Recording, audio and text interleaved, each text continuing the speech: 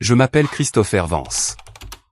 J'ai 32 ans et il y a 6 mois, j'ai détruit la vie de mon frère avec 3 morceaux de papier à l'intérieur d'une boîte en argent. Avant de vous parler du silence qui a envahi 400 personnes lorsque la vérité a éclaté, faites-moi une faveur. Laissez un commentaire ci-dessous pour me dire d'où vous regardez. Je lis chacun d'eux. Pour comprendre pourquoi j'ai fait ce que j'ai fait, vous devez comprendre le jour où tout s'est terminé. C'était un samedi après-midi vif à Boston, le genre de journée qui respire l'opulence. Le ciel était d'un bleu éclatant et vif. Les feuilles des arbres prenaient ce rouge profond et ardent de l'automne en Nouvelle-Angleterre, et l'air sentait l'argent et la vieille terre humide. J'ai arrêté ma voiture devant le service de voiturier du Grand Belmont Hotel. Je n'avais pas conduit la Porsche ce jour-là. J'avais laissé la 911 Targa à la maison dans le garage. Au lieu de cela, j'avais loué une modeste berline noire. Je ne voulais pas qu'il sache. Pas encore. Je suis sorti, lissant l'avant de mon costume anthracite. C'était un bon costume, taillé mais discret. J'ai monté les marches de marbre, mon cœur battant contre mes côtes comme un oiseau en cage. On pourrait penser qu'à 32 ans, un homme aurait surmonté la peur de sa propre famille.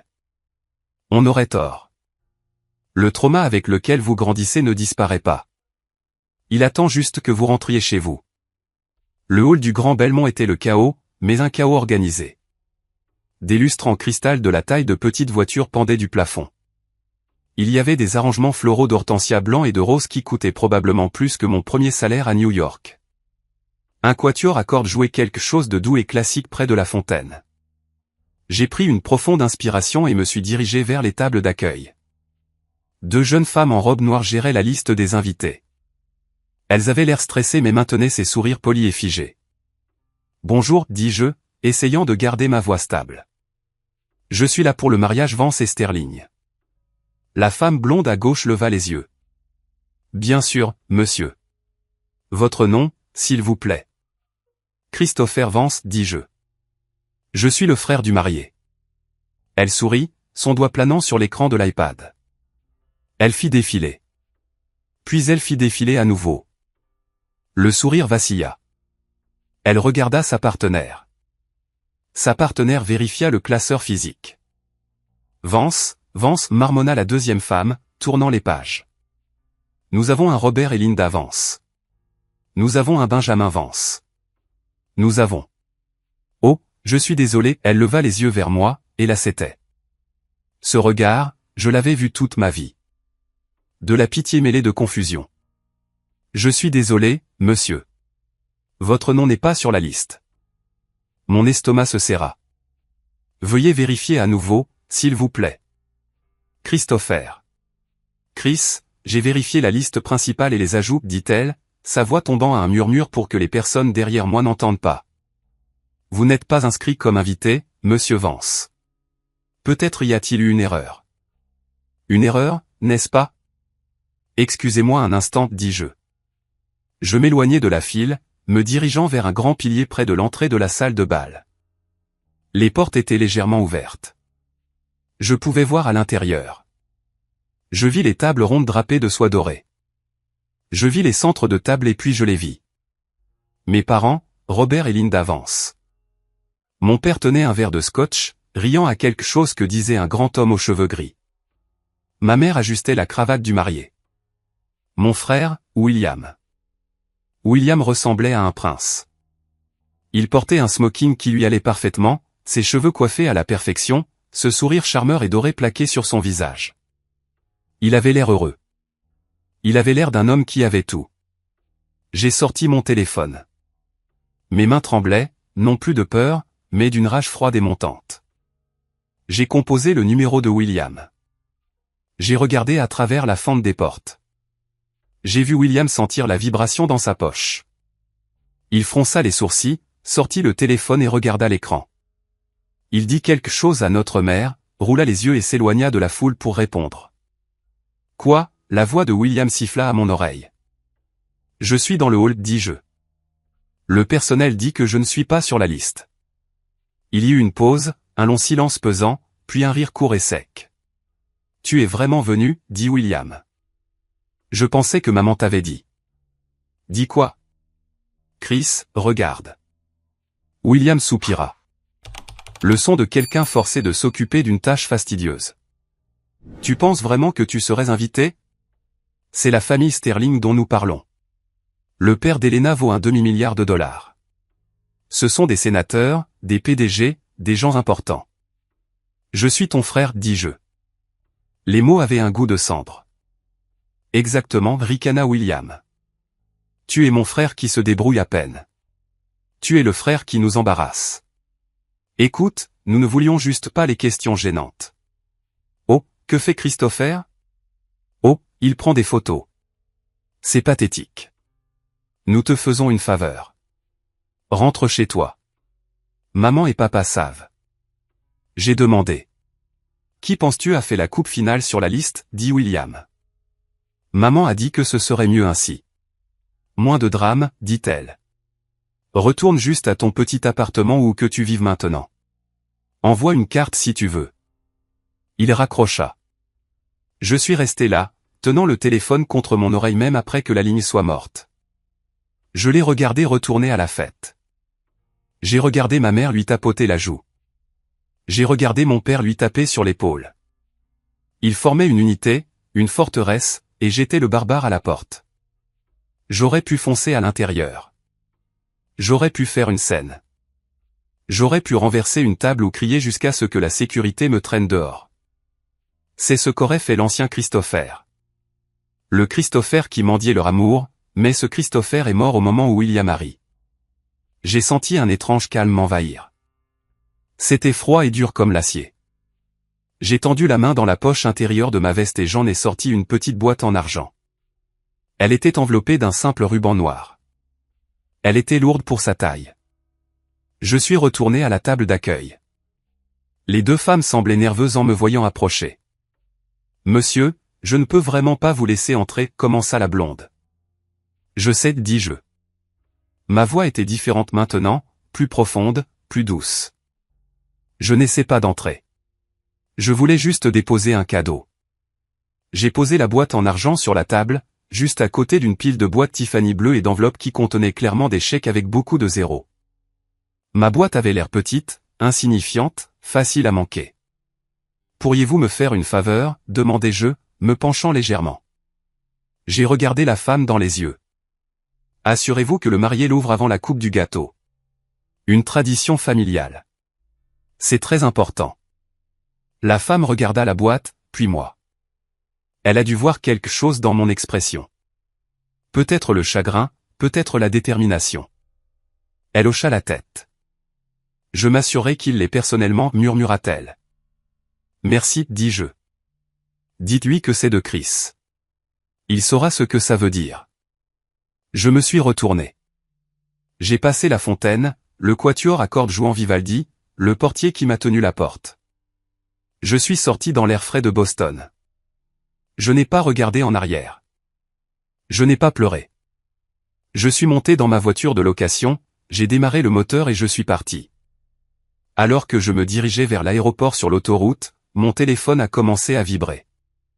D'abord, un SMS de William. Tu as laissé quelque chose?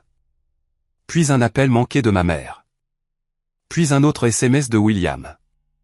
C'est quoi cette boîte? Je les ai tous ignorés. J'ai monté le volume de la radio. Je savais exactement ce qui allait arriver. Je connaissais la chronologie. La réception commencerait dans 1 heure. Le dîner prendrait 2 discours, puis les cadeaux. J'avais réglé une minuterie sur une bombe et je m'éloignais avant l'explosion. Mais pour comprendre pourquoi cette boîte allait tout détruire, il faut savoir ce qu'il y avait à l'intérieur. Et pour expliquer cela, je dois vous ramener 20 ans en arrière dans une maison de Bacon Hill qui avait l'air parfaite de l'extérieur, mais qui pourrissait de l'intérieur. La voiture bourdonnait sous moi alors que je m'éloignais de la vie que j'étais censé vouloir. Mon esprit s'est évadé, décollant les couches du temps jusqu'à ce que je sois de nouveau un enfant, debout dans le couloir de notre maison coloniale à 3 étages sur Bacon Hill. Bacon Hill est magnifique. Ce sont des rues pavées, des réverbères à gaz et des façades en briques qui chuchotent vieil argent. Mais à l'intérieur de la maison Vance, l'atmosphère était toujours ténue, comme s'il n'y avait pas assez d'oxygène pour 4 personnes. Il y avait toujours une hiérarchie. Au sommet se trouvait mon père, Robert. C'était un avocat d'affaires, un homme qui considérait chaque conversation comme un contre-interrogatoire qu'il devait gagner. En dessous de lui, il y avait ma mère, Linda, une mondaine qui traitait ses enfants comme des accessoires qu'elle pouvait porter au gala. Et puis il y avait William. William était l'enfant prodige. Vous connaissez le type. Il a marché à 9 mois. Il a parlé par phrase complète à 2 ans. Il était capitaine de l'équipe de soccer universitaire, président de classe, charmant, beau et complètement creux. Puis il y avait moi, Christopher, le remplaçant. Le plan de secours. Je n'étais pas mauvais. J'avais de bonnes notes. Je ne me mettais pas dans le pépin. Mais je n'étais pas William. J'étais silencieux. J'aimais dessiner. J'aimais m'asseoir dans un coin et observer les gens, comprendre comment ils bougeaient, comment la lumière frappait leur visage. Mes parents appelaient ça bouder. Moi, j'appelais ça survivre. Le moment décisif. Le moment où j'ai su que je n'appartenais pas à cet endroit, c'est arrivé le jour de mes 12 ans. William a 3 ans de plus que moi. Son anniversaire est en juin. Le mien est en juin, 3 jours plus tard. Cette année-là, William a eu 15 ans. Une étape importante.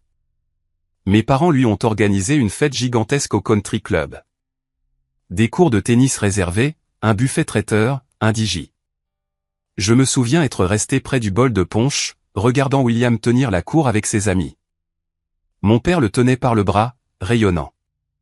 C'est mon garçon, ne cessait-il de dire. L'avenir de la firme est là. La fête a duré toute la journée. Quand nous sommes rentrés à la maison, épuisés, j'ai attendu. Je me suis dit, ok, maintenant nous aurons un gâteau pour moi. Juste la famille. Je me suis assis à l'îlot de la cuisine pendant que ma mère enlevait ses talons. Elle m'a regardé à l'intérieur. Chris, sois un amour et sors les poubelles. Les traiteurs ont laissé un désordre dans l'allée.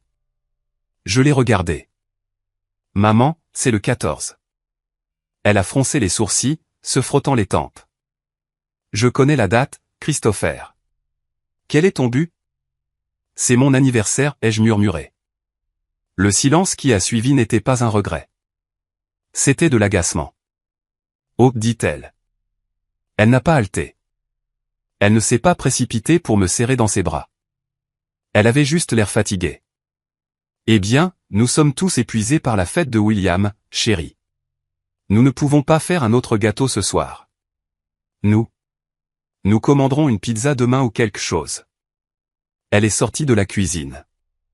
Mon père n'a même pas levé les yeux de son journal. Je suis sorti par la porte arrière, devant les sacs poubelles débordant de la fête de mon frère, et je me suis assis sur les marches froides en pierre du jardin. Je n'ai pas pleuré. Je pense que j'avais épuisé mes larmes des années auparavant. Je me suis juste assis là et j'ai regardé la lune. Puis la porte arrière a grincé. C'était grand-mère Rose, la mère de mon père.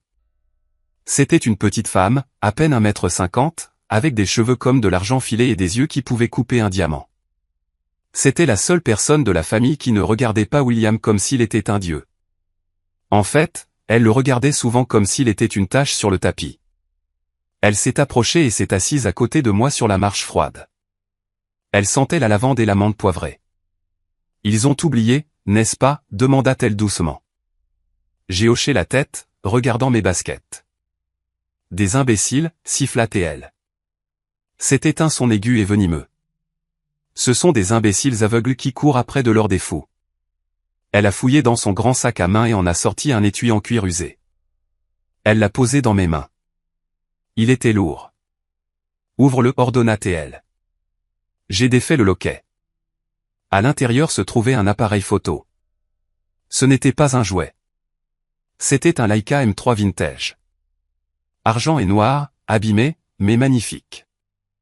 Il ressemblait à une machine construite pour capturer la vérité. Ceci appartenait à ton grand-père, dit-elle. Ce n'était pas un avocat. C'était un artiste. Il voyait le monde non pas pour ce qu'il pouvait en prendre, mais pour ce qu'il était. J'ai passé mes doigts sur l'objectif métallique froid. Pourquoi me le donnes-tu? William est l'aîné. Grand-mère Rose a ri. Un son sec et râpeux. William. Si je donnais ceci à William, il le mettrait en gage pour une nouvelle montre ou le laisserait dans un taxi. William voit des miroirs, Christopher. Il ne cherche que son propre reflet. Mais toi. Elle tendit la main et me prit le menton, tournant mon visage vers le sien. Tu as les yeux. Tu vois les ombres. Tu vois la lumière. Tu es l'observateur. Je ne veux pas être l'observateur, dis-je, ma voix se brisant. Je veux être vu. Alors fais-les te voir, dit-elle férocement. Utilise ceci. Construis un monde si grand qu'ils ne pourront pas détourner le regard. Mais fais-le pour toi, pas pour eux. Cet appareil photo est devenu ma bouée de sauvetage. Je l'emportais partout. Je photographiais les fissures dans le trottoir, la façon dont la lumière frappait l'horizon de Boston à l'aube, les visages fatigués des navetteurs dans le métro. J'ai commencé à voir la beauté dans la structure, dans les lignes, dans l'architecture. 6 ans plus tard, j'avais 18 ans. J'avais été accepté au programme d'architecture de Cornell. C'était mon rêve. J'avais travaillé d'arrache-pied pour construire un portfolio qui avait remporté des prix nationaux. J'ai assis mes parents à table pour discuter des frais de scolarité. Je savais que nous avions de l'argent. Mon père était associé dans le cabinet. Papa, dis-je, faisant glisser la lettre d'acceptation sur la table en acajou. Je suis admis. Mon père y jeta un coup d'œil et la repoussa. Architecture. Chris, ce n'est pas une carrière. C'est un programme de premier ordre, ai-je soutenu. J'ai besoin de l'acompte pour les frais de scolarité, le fonds universitaire. Je sais que vous en avez créé un pour nous. Mon père s'éclaircit la gorge. Il regarda ma mère. Ma mère s'occupa de sa salade. À ce propos, dit mon père, prenant une gorgée de vin. Le stage de William à Londres. C'est cher et il avait besoin d'une voiture pour se déplacer. Une voiture fiable. Vous lui avez acheté la BMW, dis-je platement. Je l'avais vue dans l'allée. Une toute nouvelle M3.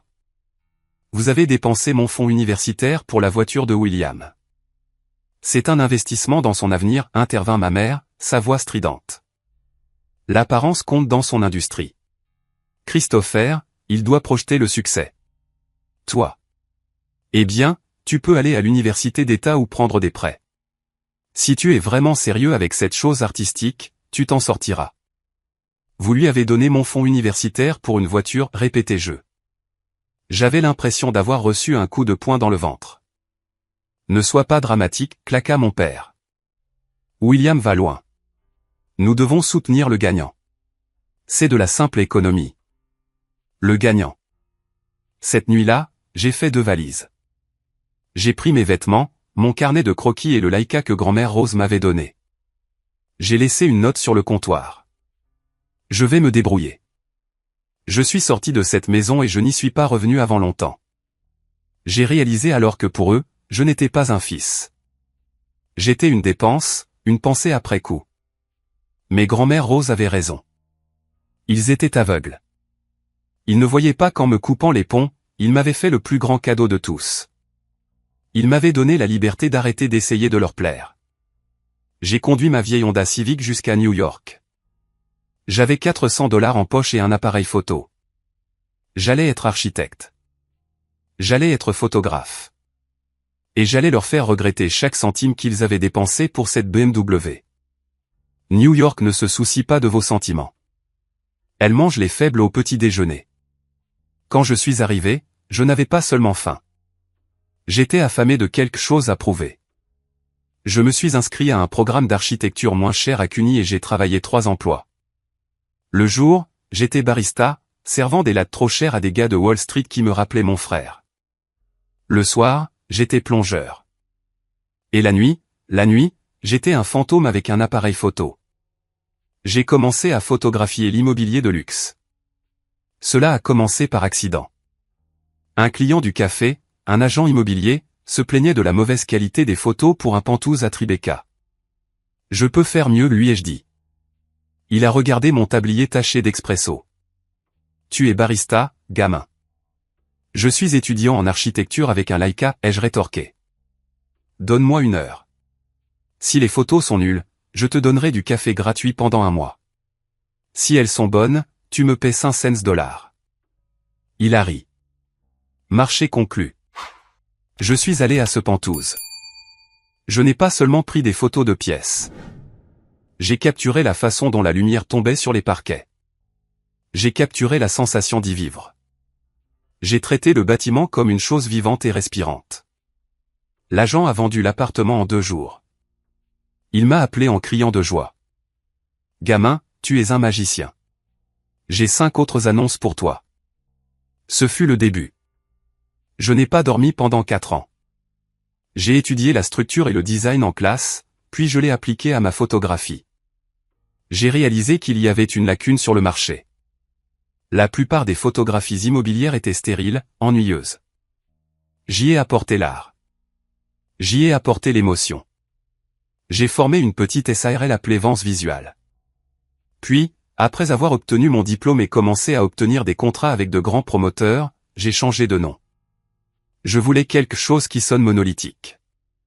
Quelque chose qui ne sonne pas comme Christopher, le petit frère. Je l'ai appelé Apex Media. À l'âge de 26 ans, Apex Media n'était plus seulement moi et un appareil photo. C'était une agence de branding à service complet pour le marché du très haut de gamme.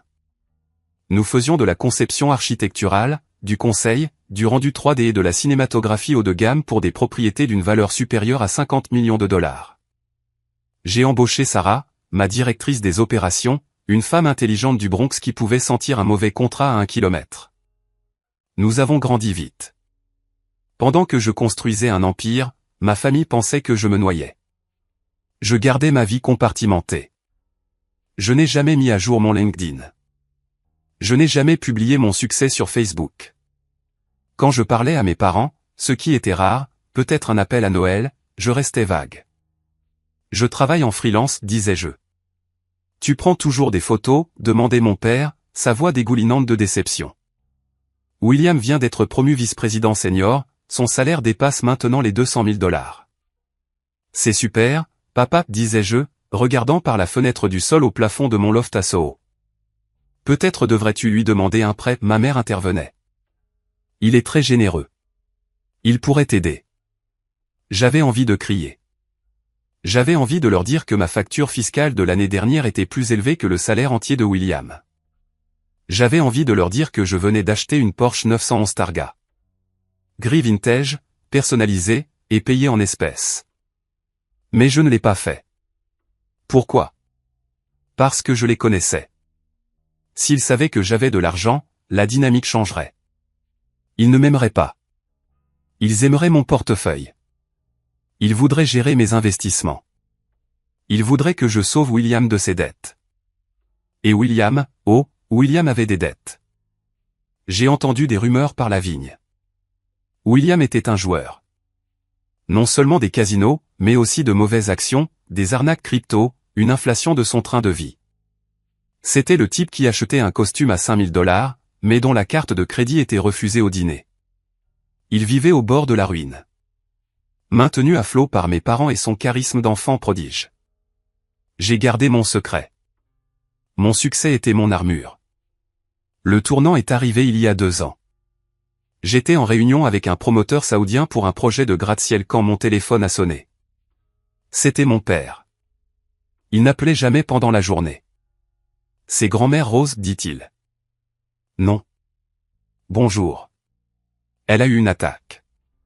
C'est grave. Je me suis figé. J'arrive. Je prendrai le prochain vol pour Boston. Non, dit rapidement mon père. Ne viens pas. Quoi? Pourquoi? Elle est très faible. Christopher, elle est délirante. Te voir comment tu as tourné, ça pourrait la contrarier. Nous devons la garder calme. William est là. Il lui tient la main. C'est suffisant. Vous m'interdisez de voir ma grand-mère mourante parce que vous pensez que je suis un raté? Ma voix monta, résonnant dans la salle de conférence. Mes clients me regardèrent choqués. Nous protégeons sa dignité, dit froidement mon père. Nous te ferons savoir quand elle décédera. Il raccrocha. J'ai jeté mon téléphone contre le mur. Il s'est brisé.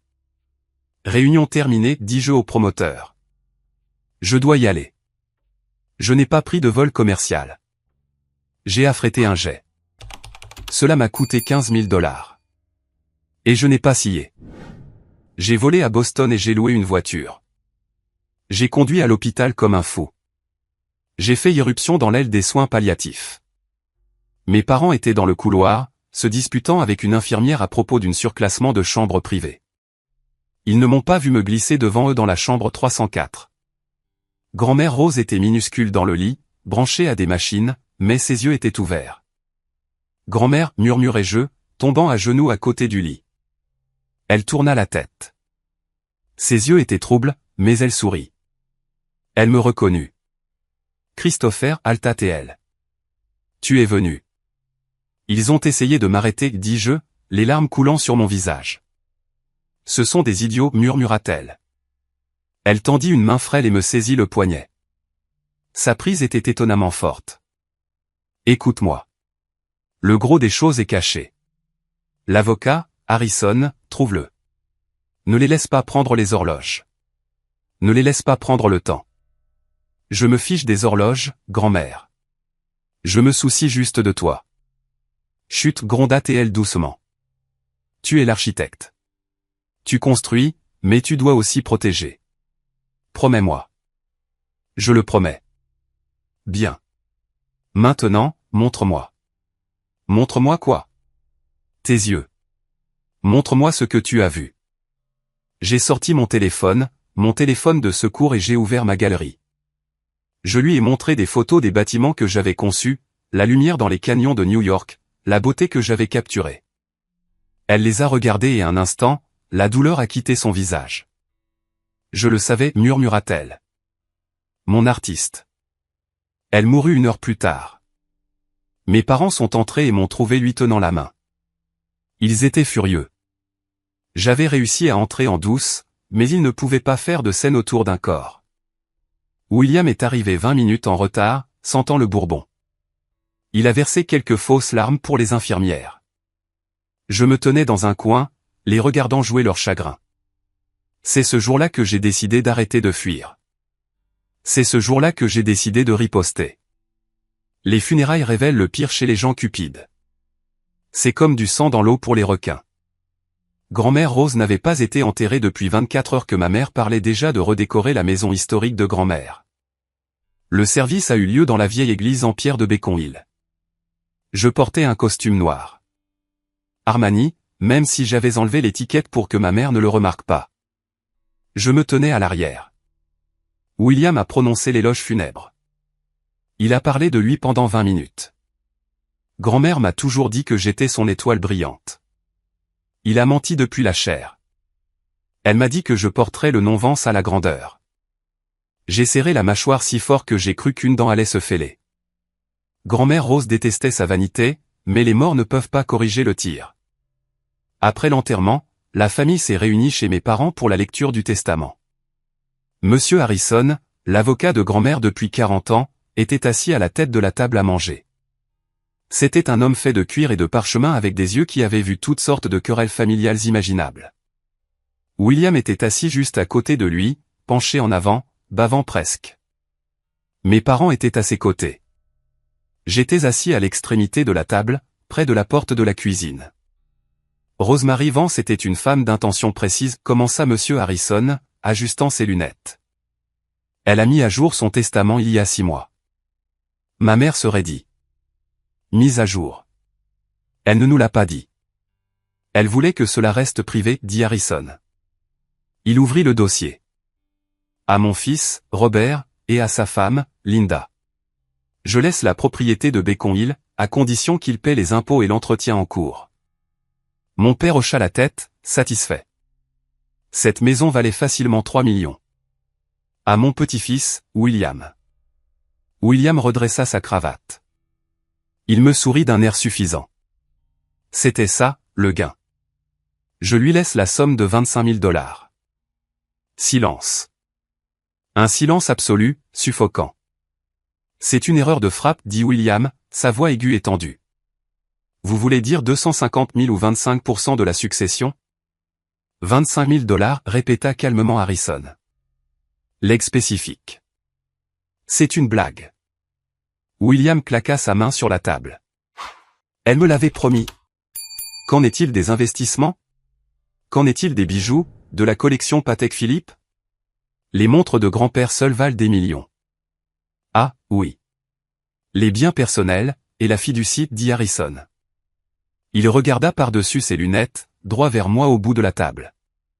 À mon petit-fils, Christopher. Tout le monde se tourna pour me regarder. J'ai senti l'air quitter la pièce. Je laisse l'intégralité du Hartwell Trust, qui comprend la collection de montres Patek Philippe, la parure de bijoux en saphir et son portefeuille d'actions diversifié. Quoi, ma mère hurla. Elle hurla vraiment. Christopher, il est instable. C'est un photographe freelance. Il les mettra en gage pour payer son loyer. La valorisation de ses actifs, continua Harrison, l'ignorant, est d'environ 2,3 millions de dollars. William avait l'air de vouloir vomir. Le visage de mon père devint violet. C'est une influence indue, cria mon père. Christopher a dû la manipuler quand il s'est faufilé à l'hôpital. Nous contesterons cela. Nous poursuivrons en justice. Harrison ferma le dossier d'un claquement. Vous pouvez essayer, Robert. Mais Rose l'avait anticipé.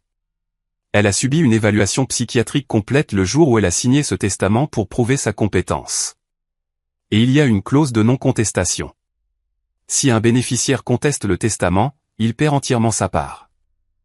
Alors, William, si vous poursuivez, vous perdez vos 25 000 dollars. Voulez-vous prendre ce risque? William s'affala sur sa chaise. Vaincu. Il me regarda avec une haine pure. Espèce de serpent. Tu as joué le rôle du petit-fils triste, n'est-ce pas? Je me suis levé. Je n'ai pas souri. Je n'ai pas jubilé. J'ai juste regardé Harrison. Merci, monsieur Harrison. Il y a une condition, dit Harrison, m'arrêtant. Une lettre de Rose à Christopher. Il me tendit une enveloppe scellée. Je l'ai ouverte sur le champ. Mon très cher Christopher, il court après l'éclat, mais tu connais la valeur de la mécanique en dessous. Garde cet héritage en sécurité. Ne vends pas les montres. Elles sont du temps, et le temps est la seule chose que tu ne peux pas acheter. PS, ne leur parle pas du reste pour l'instant. Laisse-les te montrer qui ils sont vraiment. Attends la tempête. Amicalement, grand-mère. Le reste, me suis-je demandé. Les actions étaient substantielles, mais y avait-il plus? J'ai levé les yeux vers ma famille. Ils avaient l'air prêts à me tuer. Je prendrai possession des montres aujourd'hui, dis-je à Harrison. Vous ne pouvez pas, s'écria William. J'ai un gala la semaine prochaine. J'allais porter la Nautilus. Achète ta propre montre, William, dis-je. Je suis sorti de cette maison avec une boîte de montres valant plus que la vie de mon frère. Mais je ne me sentais pas triomphant. J'avais l'impression d'attendre que l'autre chaussure tombe. Grand-mère a dit, attends la tempête. Je ne savais pas que la tempête prendrait la forme d'une invitation de mariage, ou plutôt de son absence. 6 mois passèrent. Je suis retourné à New York. J'ai mis les montres dans un coffre-fort sécurisé. J'ai investi le liquide dans Apex Media, étendant nos opérations à la côte ouest. Je n'ai pas eu de nouvelles de ma famille. Pas d'appel téléphonique, pas de mail. Ils me punissaient d'avoir volé l'héritage. Cela me convenait. Le silence valait mieux que les abus. Puis les rumeurs ont commencé. William allait se marier, et pas avec n'importe qui. Il avait réussi à décrocher Helena Sterling. Je savais qui était Helena Sterling. Son père était Arthur Sterling, un magnate de l'immobilier à Boston. J'avais d'ailleurs une fois soumissionné pour un projet pour son entreprise, mais j'avais perdu face à une plus grande entreprise. Les Sterling étaient la royauté américaine. J'ai attendu l'invitation. Je vérifiais ma boîte aux lettres tous les jours. Je me disais que je m'en fichais, mais au fond de moi, une petite partie de moi, le garçon de 12 ans sur les marches du jardin, voulait toujours être incluse. Un mois avant le mariage, j'ai appelé ma mère. « Bonjour, Christopher, dit-elle, sa voix glaciale. J'ai entendu dire que William se mariait, dis-je.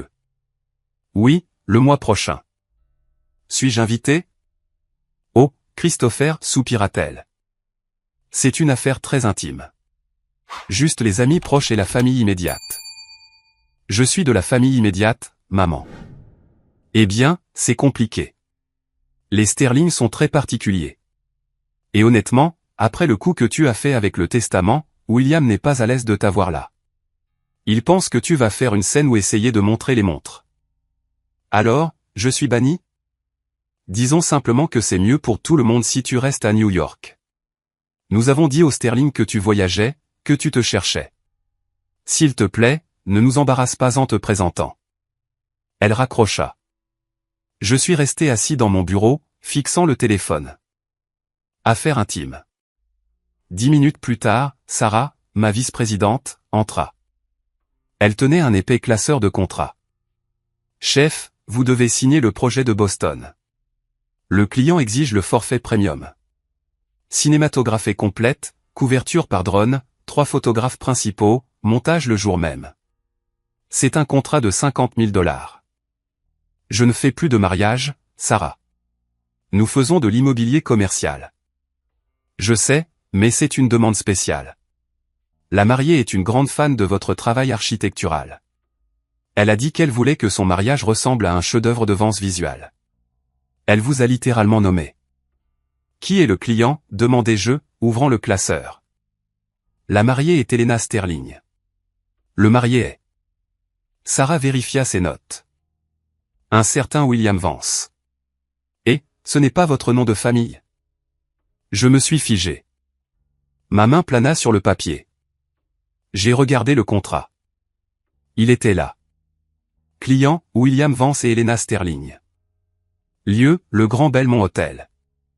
Service, forfait mariage premium Apex Media. Coût total, 50 000 $. Signé par William Vance. J'ai commencé à rire. Cela a commencé par un petit rire et s'est transformé en un rire bruyant. Sarah me regarda comme si j'avais perdu la tête. Chef, il ne sait pas, dis-je, essuyant une larme. Il n'a aucune idée. Aucune idée de quoi? Que je possède Apex Media. J'avais gardé mon nom hors du site web. Nous opérions sous une société holding. Pour le monde, j'étais le directeur créatif insaisissable. Pour William, j'étais juste son frère raté qui prenait des photos. Il avait embauché mon entreprise. Il me payait 50 000 $ pour photographier le mariage dont j'étais banni. Sarah, dis-je, ma voix devenant sérieuse. Accepte le contrat. D'accord, mais je veux ajouter une clause. Un avenant spécial. Quel genre d'avenant? La clause de présence du directeur. Dis-leur que pour le forfait premium, le PDG d'Apex Media supervise personnellement le montage final et assiste à l'événement pour diriger les prises de vue principales. Tu veux aller à Boston? Demanda Sarah. Je pensais que tu détestais les mariages. Oui, dis-je en refermant le classeur. Mais celui-ci, je ne le raterai pour rien au monde. Les semaines précédant le mariage furent un flou. J'ai examiné les listes de prises de vue. J'ai vu les emails que William a envoyés à mon personnel. C'était un client cauchemardesque. Il exigeait des réductions. Il exigeait que nous retouchions son double menton. Il exigeait que nous le fassions paraître plus grand que la mariée. Il traitait mes employés comme des ordures. Qui est ce type? S'est plaint un de mes photographes. Il agit comme s'il possédait l'endroit. Il est sur le point de découvrir qui possède vraiment l'endroit, murmurai-je.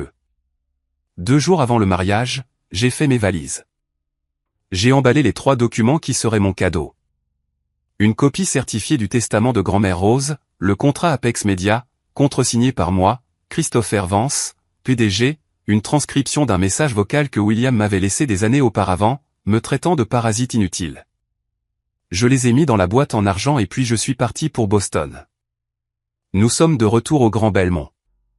Je suis parti de l'hôtel après avoir déposé la boîte. Mon cœur battait la chamade. Je me suis enregistré dans un motel 6 juste en bas de la route. Je n'allais pas gaspiller de l'argent pour une chambre où je ne dormirais pas. J'ai troqué mon costume contre mes vêtements de travail. Pantalon cargo tactique noir, polo noir avec le logo Apex Media brodé sur la poitrine, et un casque. Je ne revenais pas en tant qu'invité. Je revenais en tant que patron. J'ai attendu que la réception batte son plein. Mon équipe était déjà à l'intérieur. J'avais envoyé un SMS à Sarah, qui agissait en tant que productrice principale sur place. La boîte est-elle sur la table, Sarah? Oui. Juste à côté du gâteau. Il ne l'a pas encore vue. Moi? Bien. J'entre par l'entrée de service. J'ai garé la voiture de location à l'arrière. J'ai dépassé le personnel de cuisine qui fumait des cigarettes. J'ai montré mon badge Apex Media à la sécurité. Je suis avec l'équipe de tournage, dis-je. Ils m'ont laissé passer. Je me suis glissé dans la salle de bal. Il faisait sombre, éclairé par des lumières d'ambiance violette et dorée. La musique était forte.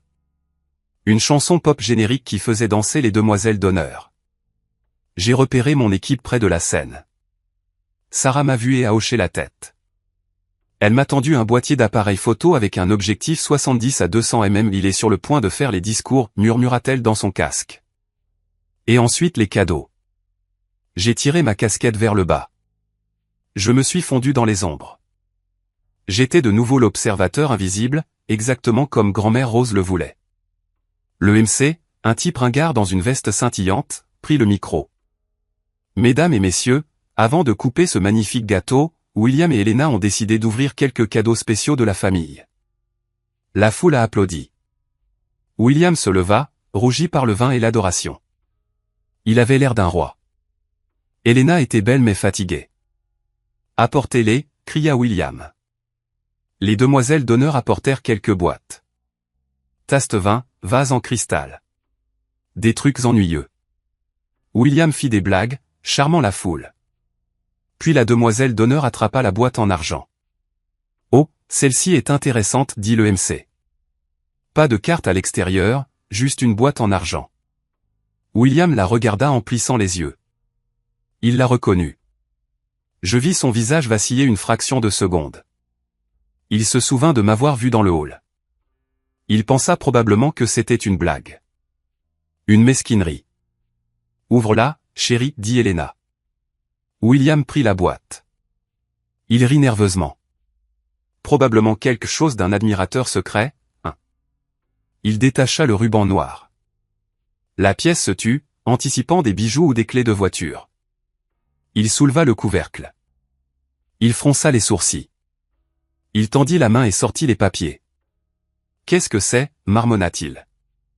Des papiers. Lisez-les à voix haute, cria quelqu'un de l'arrière. William déplia le premier document. C'était le contrat. J'ai zoomé avec mon objectif. Je pouvais voir la sueur perler sur son front. Il lut l'en-tête, Apex Media Service Agrément. Il balaya le regard vers le bas. Ses yeux s'écarquillèrent. Sa bouche s'ouvrit, mais aucun son n'en sortit. Il vit la signature. Christopher Vance, PDG. Il leva les yeux, scannant frénétiquement la pièce. Où est le photographe, bégaya-t-il dans le microphone. La foule murmura. Pourquoi demandait-il le photographe? Il laissa tomber le contrat et ramassa le deuxième papier. Le testament. Ceci. C'est un faux, murmura-t-il. Mais le microphone l'intercepta. C'est un faux. Qu'est-ce que c'est, Will, demanda Elena, se penchant. Elle attrapa le papier. Ses yeux le parcoururent. La collection Patek Philippe luait à haute voix. Bénéficiaire unique, Christopher Vance. La pièce halta. Une inspiration collective de 400 personnes. Les sterling chuchotèrent. Mes parents, assis à la table d'honneur, devinrent pâles. Il l'a volé, cria William, sa voix se brisant. Mon frère a volé mon héritage. Et maintenant il ruine mon mariage avec ses mensonges. Il perdait les pédales. Le masque de l'enfant prodige glissait.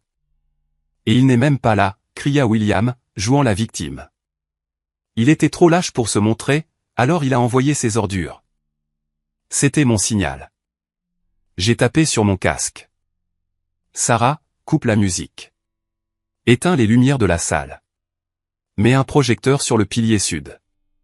Copier, chef, dit Sarah. La musique s'arrêta instantanément. La pièce fut plongée dans l'obscurité. Les invités poussèrent des cris perçants. Puis un seul projecteur lumineux s'alluma. Non pas sur la scène, mais sur moi. Je me tenais là, tenant mon appareil photo, vêtu de noir. J'ai lentement enlevé ma casquette. J'ai levé les yeux vers la scène. Je suis juste ici, William, dis-je. Ma voix n'était pas amplifiée, mais dans le silence de mort de la salle de bal, elle portait. William avait l'air d'avoir vu un fantôme. Chris. J'avançais, le projecteur me suivant. Je marchais jusqu'au bord de la scène. Je n'avais pas l'air en colère. J'avais l'air professionnel. Je crois que vous avez quelque chose à dire à votre photographe de mariage, dis-je calmement. Puisque vous m'avez embauché, vous. Vous possédez Apex, bégaya William. Mais vous êtes fauché. Vous êtes barista. Je possède l'entreprise à laquelle vous venez de payer 50 000 $, dis-je. Et je possède les montres que vous avez dit à votre nouveau beau-père être les vôtres. J'ai regardé Arthur Sterling. Il était debout, le visage rouge de fureur. Il regarda de moi à William. William, retentit la voix tonitruante de Monsieur Sterling. M'avez-vous dit que la collection Patek Philippe était vos biens? L'avez-vous utilisée comme garantie pour la compte de la maison? William se recroquevilla. C'était censé être à moi. Grand-mère l'a promis. Mais elle l'a laissé à Chris, dis-je, désignant le testament dans la main d'Helena. Parce qu'elle savait que vous le vendriez pour payer vos dettes de jeu. Dettes de jeu? Helena laissa tomber le papier. Elle recula de lui. William, tu as dit que tu les avais remboursés. Je l'ai fait. Enfin, j'allais le faire avec l'argent des montres. William était en train de s'effondrer. Il confessait des crimes dont il n'avait même pas encore été accusé. Ma mère se leva. Christopher, arrête ça. Tu es en train de tout ruiner. Je me suis tourné vers elle. J'ai levé mon appareil photo et j'ai pris une photo. Clic. Le flash l'a aveuglé une seconde. Je fais juste mon travail, maman, dis-je.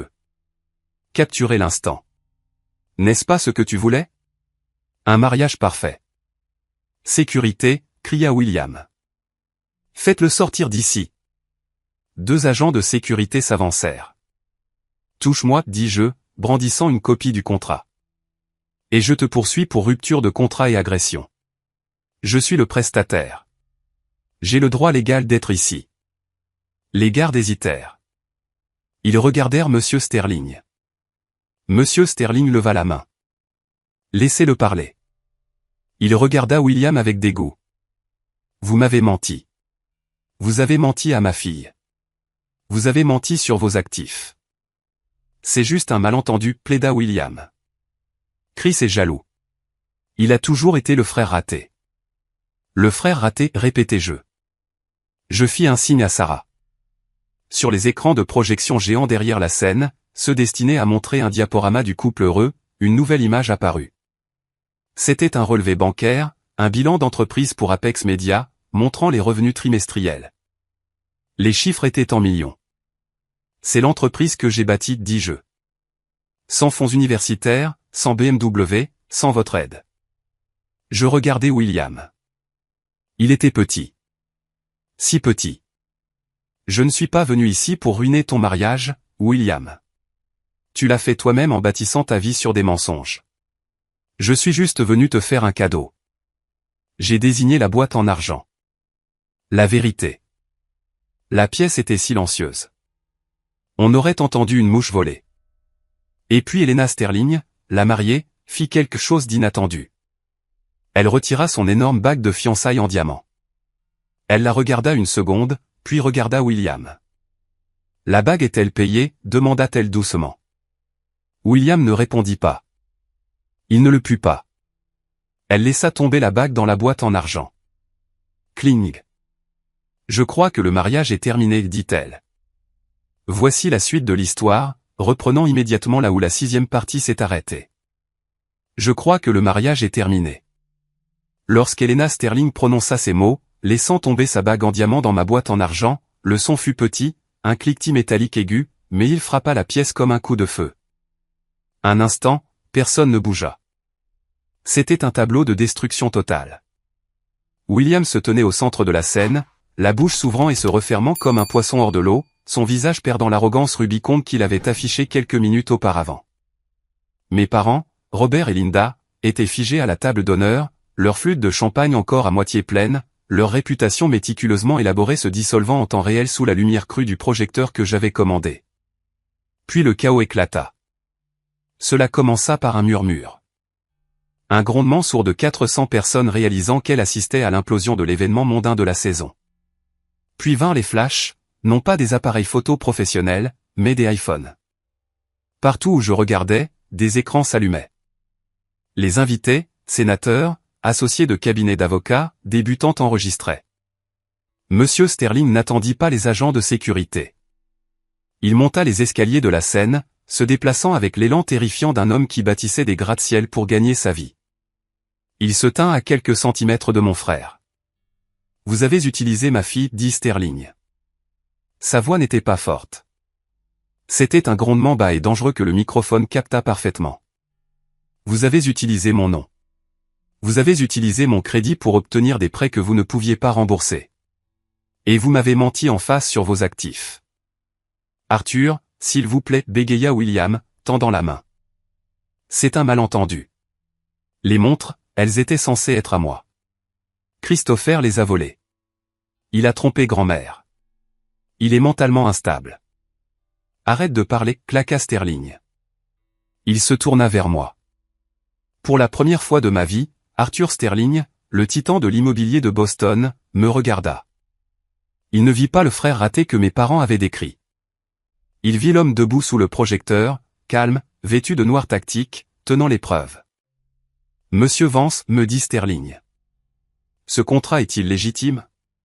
Possédez-vous Apex Media? » Je n'eus pas besoin de répondre. Sarah, ma vice-présidente, sortit des ombres de la régie technique. Elle monta sur scène, tenant une tablette. Elle avait l'air vive, professionnelle, et complètement exaspérée par les absurdités de William. Monsieur Sterling, dit Sarah, sa voix projetant clairement. Je suis Sarah Jenkins, directrice des opérations d'Apex Media. Je peux confirmer que Christopher Vance est le fondateur et seul propriétaire de l'entreprise. Je peux également confirmer que nous avons été soumis à 3 mois d'abus verbaux, de non-paiement des heures supplémentaires et de demandes déraisonnables de la part du marié qui a invoqué votre nom pour menacer notre personnel. Elle tapota sa tablette, et l'écran de projection derrière nous changea. Ce n'était pas un relevé bancaire cette fois-ci.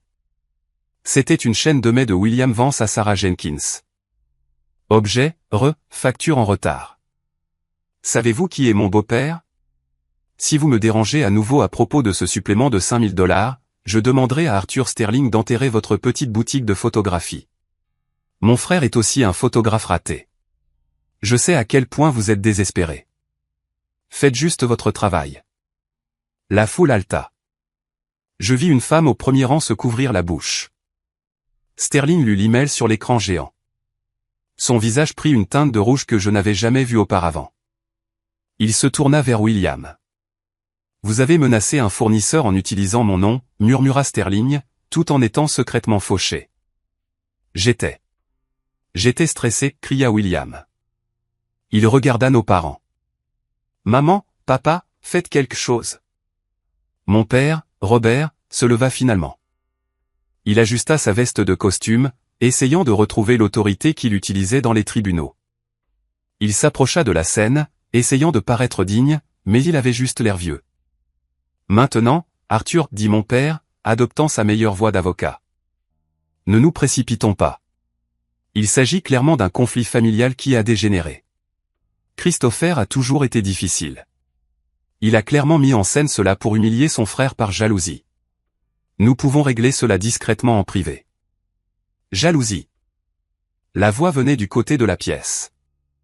C'était Caroline. Caroline Ashford était la meilleure amie de grand-mère Rose.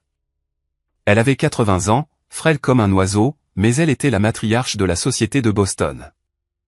Elle avait organisé ce mariage. Elle connaissait tout le monde, et elle était restée assise tranquillement à la table 4, observant. Elle se leva maintenant, appuyée sur sa canne. La pièce devint silencieuse par respect.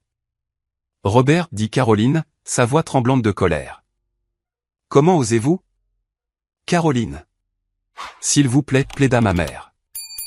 Ne. J'étais là, annonça Caroline à la pièce. J'étais là quand Rose a signé ce testament.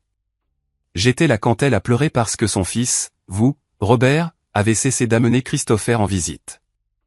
Elle m'a dit explicitement, William aime l'or, mais Christopher aime l'artisanat. Elle a laissé ses montres à la seule personne qui ne les mettrait pas en gage pour une voiture de sport. Caroline se tourna vers les invités. Et je peux me porter garante pour Christopher. Ma petite fille travaille dans le marketing à New York. Elle m'a dit, Apex Media est la référence absolue. Ils ont fait la couverture de Vogue le mois dernier. Christopher n'a pas mis en scène cela par jalousie. Il l'a mis en scène pour la justice. Ce fut le coup de grâce. La parole de Caroline Ashford faisait loi dans cette ville. Ma mère s'enfonça dans sa chaise, se cachant le visage dans les mains. Mon père resta figé, sa défense légale s'effondrant avant même qu'il ne puisse déposer une motion. William regarda autour de lui. Il vit les caméras. Il vit Elena debout avec son père, le dos tourné vers lui. Il vit les invités chuchoter, pointer du doigt, rire. Il me regarda. Pourquoi, murmura-t-il. Des larmes coulaient enfin sur son visage, gâchant son maquillage. Pourquoi m'as-tu fait ça? J'ai baissé mon appareil photo. Je me suis rapproché de lui pour que seul il puisse m'entendre. Je ne t'ai pas fait ça, Will, dis-je doucement. Tu l'as fait. Tu m'as embauché. Tu m'as invité. Tu as signé le contrat. Tu as dit les mensonges. J'ai juste allumé les lumières. Je me suis tourné vers Sarah. Fais tes cartons. On a fini ici. Et le remboursement, demanda Sarah à voix haute, juste pour enfoncer le clou. Le contrat stipule aucun remboursement en cas d'annulation due à une mauvaise conduite du client. Gardez-le, dis-je. Considérez ça comme un bonus pour l'équipe qui l'a supporté. Je suis descendu de la scène. Alors que je descendais l'allée, la mère d'invité s'est écartée devant moi. Personne ne me regardait plus avec pitié. Il me regardait avec admiration. J'ai entendu des chuchotements, c'est le propriétaire. Et où tu as vu ses yeux? Et il vaut des millions. Je m'en fichais. Rien de tout cela n'avait d'importance.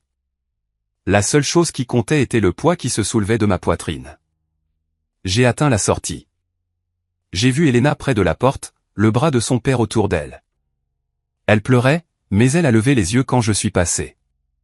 Christopher, dit-elle. Je me suis arrêté. Je suis désolé, Elena. Tu ne méritais pas d'être un dommage collatéral. Elle essuya ses yeux. Elle regarda la boîte en argent qu'elle tenait encore, celle qui contenait la vérité. Tu m'as sauvé, murmura-t-elle. Si je l'avais épousé, si j'avais signé le contrat de mariage basé sur ces mensonges, il m'aurait ruiné. Tu n'as pas ruiné mon mariage. Tu m'as sauvé la vie.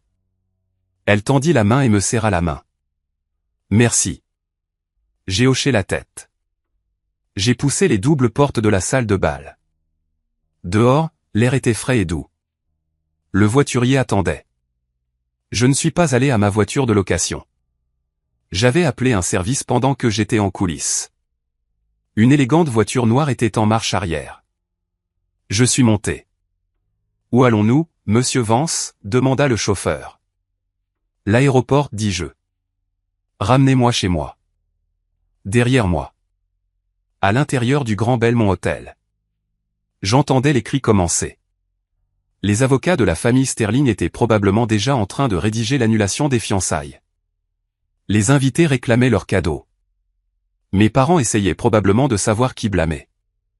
Mais j'étais parti. J'étais enfin vraiment parti.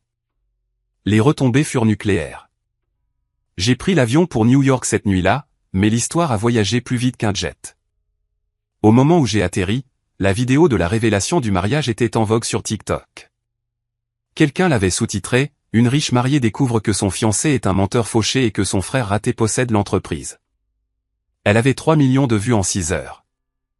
Internet a fait ce qu'Internet fait de mieux. Ils ont trouvé William. Ils ont trouvé son LinkedIn. Ils ont trouvé le titre de vice-président dans un cabinet financier boutique qui s'est avéré être un poste fictif arrangé par les relations de mon père. En 48 heures, William a été viré. Son cabinet a publié une déclaration se dissociant de ses fausses déclarations financières personnelles. Les Sterling ont été impitoyables. Monsieur Sterling a poursuivi William pour fraude, cherchant à récupérer les coûts du mariage et de la bague de fiançailles, qui s'est avérée avoir été mise par William sur une carte de crédit qu'il avait ouverte au nom d'Elena. Et mes parents, ils ont sombré dans l'obscurité. Ils ont débranché leur ligne fixe. Ils ont supprimé leur compte Facebook. Ils se sont cachés dans cette grande maison de Beacon Hill, qui semblait soudainement très petite. Je n'ai pas célébré. Je n'ai pas fait sauter le champagne. Je suis retourné au travail. Je me suis assis dans mon bureau au siège d'Apex Media à Hudson Yard. Mon bureau est un cube de verre surplombant l'Hudson River. C'est calme. C'est propre. C'est réel. 2 semaines après le mariage, ma réceptionniste m'a appelé. Monsieur Vance, dit-elle, sa voix hésitante. Il y a 2 personnes ici pour vous voir, Robert et Linda Vance. Ils disent qu'ils sont vos parents. Ils n'ont pas de rendez-vous. J'ai fait pivoter ma chaise pour regarder la rivière. J'ai observé un ferry fendre l'eau grise. J'aurais pu les renvoyer. J'aurais pu demander à la sécurité de les escorter dehors, mais je savais que ce moment allait arriver. Le dernier acte. Faites-les entrer, dis-je. Les portes s'ouvrirent. Mes parents entrèrent. Ils avaient l'air diminué. C'est le seul mot qui convienne. Le costume de mon père était froissé. Ma mère ne portait pas ses perles habituelles. Ils ressemblaient à des réfugiés d'une vie qu'ils ne pouvaient plus se permettre. Ils s'arrêtèrent au milieu de la pièce, regardant les récompenses sur mes étagères, les maquettes architecturales, la vue sur la ville. Christopher, dit ma mère. Sa voix était faible. Je ne me suis pas levé. Je ne leur ai pas offert de siège. Robert, Linda, dis-je. Mon père a tressailli à l'utilisation de son prénom. Nous sommes tes parents, mon fils. Biologiquement. Oui, dis-je. Que voulez-vous? Mon père s'éclaircit la gorge. Nous sommes venus parler de la situation avec William. De quoi à son sujet? Il est en mauvaise posture, Chris, dit ma mère, les larmes aux yeux. Il a perdu son emploi. Les Sterling le poursuivent pour un demi-million de dollars. Il parle de faillite. Il pourrait perdre son appartement. Cela semble être un problème pour l'enfant prodige à résoudre, dis-je. C'est ton frère, claqua mon père, un éclair de son ancienne colère revenant. Tu l'as détruit. Tu l'as humilié devant toute la ville. Tu as ruiné notre réputation. J'ai dit la vérité, dis-je calmement. Si la vérité l'a détruit, c'est de sa faute. Nous avons besoin d'aide, dit ma mère, s'avançant. Nous avons hypothéqué la maison pour l'aider à payer ses frais de justice. Si nous ne trouvons pas un règlement pour les Sterling, nous pourrions perdre la maison de Beacon Hill, la maison de ta grand-mère. Je les ai regardés fixement. Ils n'étaient pas là pour s'excuser. Ils n'étaient pas là pour demander comment j'allais ou pour dire qu'ils étaient fiers de ce que j'avais construit. Ils étaient là parce que le distributeur automatique nommé William était en panne et qu'ils avaient besoin d'un nouveau retrait. Alors, vous voulez de l'argent, dis-je. Nous voulons que tu vendes les montres, dit mon père. La collection Patek est évaluée à des millions. Si tu la vends, nous pourrons rembourser les Sterling, remettre William sur pied et sauver la maison. Ce sont des biens familiaux, Christopher. Ils nous appartiennent à tous. Je me suis levé, puis j'ai contourné mon bureau. Je me suis appuyé sur le bord, les bras croisés. Vous avez dépensé mon fonds universitaire pour sa BMW, dis-je. Mon père cligna des yeux. C'était il y a des années. Vous m'avez banni du chevet de grand-mère mourante. Nous essayions de la protéger. Vous m'avez banni du mariage. Vous avez dit aux gens que j'étais mentalement instable. Vous avez dit aux gens que j'étais un échec. Nous étions justes. Ma mère s'interrompit. Elle ne put achever le mensonge. Vous ne voulez pas de fils, dis-je en la regardant dans les yeux. Vous voulez un financier? Vous avez misé sur le mauvais cheval, Robert. Vous avez mis tout votre argent et votre amour sur William parce que vous pensiez qu'il était le gagnant. Et maintenant qu'il a perdu, vous essayez d'encaisser votre pari de couverture. Je me suis dirigé vers le coffre-fort mural caché derrière un tableau. J'ai tapé le code. Bip bip bip. Mes parents ont regardé, l'espoir illuminant leurs yeux. Ils pensaient que j'allais chercher un carnet de chèques. J'ai sorti une seule photographie. C'était celle que j'avais prise de grand-mère Rose à l'hôpital le jour de sa mort. Elle me tenait la main. Je suis retourné et l'ai posée sur le bureau. Je ne vous donnerai pas un sou, dis-je. Christopher, haleta ma mère. Je ne vendrai pas les montres. Je les ai données. J'ai menti. Enfin, à moitié menti. Je les avais prêtées au musée d'horlogerie pour une exposition de 10 ans. Elles étaient à l'abri de William pour toujours, et je ne sauverai certainement pas l'homme qui m'a intimidé depuis l'âge de 5 ans. Tu es ingrat, cracha mon père. Nous t'avons élevé. Nous t'avons donné un toit. Et je vous ai remboursé en partant, dis-je. La dette est réglée. J'ai appuyé sur le bouton d'interphone de mon bureau. Sarah, veuillez raccompagner monsieur et madame Vance et informer la sécurité qu'ils sont définitivement interdits d'accès au bâtiment. Vous ne pouvez pas faire ça. Ma mère pleurait maintenant. Des larmes laides et désespérées. Nous sommes ta famille. Non, dis-je en la regardant dans les yeux. Vous êtes juste des gens que je connaissais autrefois. Sarah apparut à la porte avec 2 agents de sécurité. Mes parents me regardèrent une dernière fois. Un mélange de rage et d'incrédulité avant d'être conduits dehors. Quand la porte se referma, le silence dans mon bureau était pesant. Mais il n'était pas solitaire. Il était paisible. Je me suis dirigé vers la fenêtre. J'ai regardé la rue en contrebas. J'ai vu mes parents sortir du bâtiment. Ils avaient l'air petits, juste 2 vieilles personnes aigries sur un trottoir, se disputant entre elles. Ils se sont arrêtés au bord du trottoir, essayant d'appeler un taxi parce qu'ils ne pouvaient plus se permettre une berline de luxe. Je me suis détourné de la fenêtre. J'ai pris ma veste. J'ai pris l'ascenseur jusqu'au garage privé. Ma voiture m'attendait, pas une voiture de location cette fois, ma Rolls-Royce Phantom, noir sur noir, l'emblème Spirit of Ecstasy scintillant sous les lumières fluorescentes. Je me suis glissé sur le siège du conducteur. Le cuir sentait la victoire. J'ai démarré le moteur, qui ronronnait comme un lion endormi. J'ai quitté le garage, me mêlant à la circulation new-yorkaise. Je ne roulais plus vers mon passé. Je ne roulais plus pour la vengeance. Je roulais vers mon avenir. Un avenir où je définirais ma propre valeur. Un avenir où la famille n'était pas une question de sang, mais de loyauté, de respect et d'amour. J'avais bâti un monde si grand qu'il ne pouvait pas détourner le regard, exactement comme grand-mère Rose l'avait dit. Mais le mieux, c'est que je ne me souciais plus de savoir s'il regardait. J'étais enfin libre. Cela nous amène à la fin de mon histoire. Ce n'était pas la fin dont je rêvais enfant. J'ai toujours voulu le grand câlin familial, la réconciliation. Mais la vie n'est pas un film de Hallmark. Parfois, la fin heureuse ne consiste pas à réparer une famille brisée. Elle consiste à avoir le courage de s'éloigner des morceaux. Cette expérience m'a enseigné la leçon la plus douloureuse mais la plus libératrice de ma vie. La famille n'est pas un titre. C'est un comportement. On nous apprend que nous devons à nos parents et frères et sœurs une loyauté inconditionnelle. Peu importe à quel point ils sont toxiques, on nous apprend à nous immoler pour les garder au chaud. Mais c'est un mensonge. Vous ne pouvez pas guérir dans le même environnement qui vous a rendu malade. Ma valeur n'a jamais dépendu de l'échec de mon frère ou de l'approbation de mes parents. Elle était innée. Elle était là quand j'étais un barista fauché et elle est là maintenant en tant que PDG.